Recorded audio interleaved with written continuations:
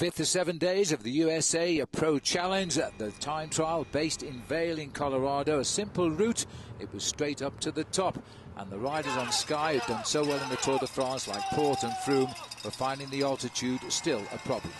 Yes, but Jens Voigt, who was getting the biggest accolades when he came out of the starting gate, really kept the crowd on fire.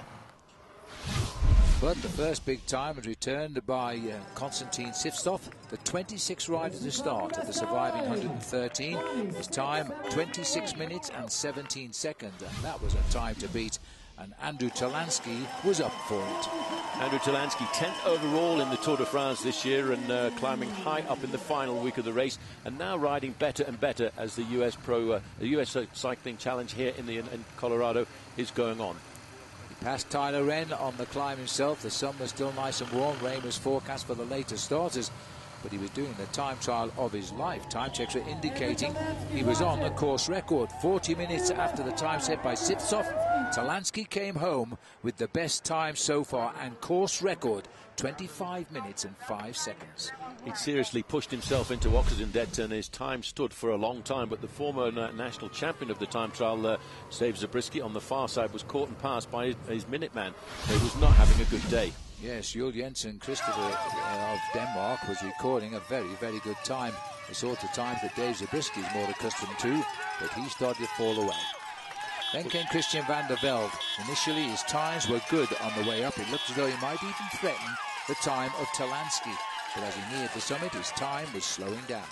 Well, everybody, when you come to the top of this climb, it's all about the final couple of kilometres. It's the deciding final couple of kilometres that changes the overall top 10. All of the pressure on Garmin Sharp. Tommy Danielson, as he tried to bring the crowd up to boiling point as he departed down in the village of Vail. Danielson knew he had to do a great ride on this course this afternoon if he wanted to move himself up a little bit higher in the overall standings. He was hoping that he could dethrone TJ Van Garderen, or at least get himself onto the podium. 6 seconds behind Talansky at the checkpoint, who was still the leader of this race at the finishing line, but his teammate had held on better. Danielson's time, 26 minutes and 3 seconds. TJ Van Garderen, the yellow jersey, after the climb up into Beaver Creek 24 hours earlier, was now the last of the 113 men to go. A man who finished in 5th place overall in the Tour de France last year and was the best young rider in that competition as well, knew that he was having here a rendezvous with destiny. An enormous cheer from the crowd in Vail. As he got out on the course, things were looking rather good. He was setting the best time at the midway point of 12 minutes and 31 seconds. Talansky, still the leader, had gone through in 13 minutes and 3 seconds. It looked as though TJ Van Garderen was on a runaway. Yes, he was setting some phenomenal times, and he almost caught the man who started 2 minutes in front of him, and that was Jaime Acevedo, the climbing Colombian who rides for Team Jamis.